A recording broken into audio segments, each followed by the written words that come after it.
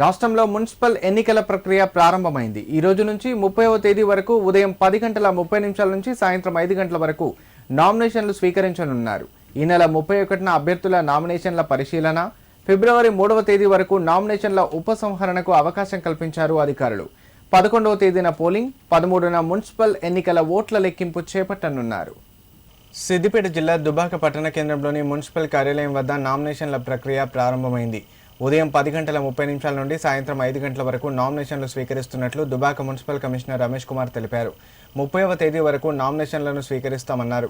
ఈ నామినేషన్ల ప్రక్రియ కోసం 10 మంది ఆర్ఓలను, ఏఆర్ఓలను 20 వార్డులకు ఒక్కొక్కరి చొప్పున కేటాయించడం జరిగిందన్నారు. ప్రశాంత వాతావరణంలో నామినేషన్ల ప్రక్రియ జరిగేందుకు ప్రతి ఒక్కరూ సహకరించాలని సూచించారు. అభ్యర్థికి సంబంధించి ఎలాంటి సలహాలు, సూచనలు ఇవ్వడానికి సిద్ధంగా ఉన్నామన్నారు. కార్యక్రమంలో మున్సిపల్ సిబ్బంది పాల్గొన్నారు. మున్సిపాలిటీలో రెండవ సాధారణ ఎన్నికల భాగంగా నామినేషన్ స్వీకరించడం ప్రారంభం జరిగింది. ఇది ఉదయం 10:30 నుంచి సాయంత్రం 5 గంటల వరకు నామినేషన్ స్వీకరించడం జరుగుతుంది. అదేవిధంగా 10 మంది ఆర్ఓలు, 10 మంది ఏర్వాళ్ళు కేటాయించడం, ఒక ఆర్ఓకు 2 వార్డు కేటాయించడం జరిగింది. నామినేషన్ తీసుకోవడానికి కూడా ఒక క్యాండిడేట్తో పాటు ప్రతిపాదకుడు సాక్షిను అనుమతించడం జరుగుతుంది. ఆ క్యాండిడేట్కి ఏదైనా డౌట్ ఉన్నా కూడా ఇక్కడ ఎలక్షన్ సెల్ ఏర్పడి ఉంది. ఆ ఎలక్షన్ సెల్లో మా సిబ్బంది వాళ్ళకు అన్ని అనుమానాలను నివృత్తి చేస్తారు.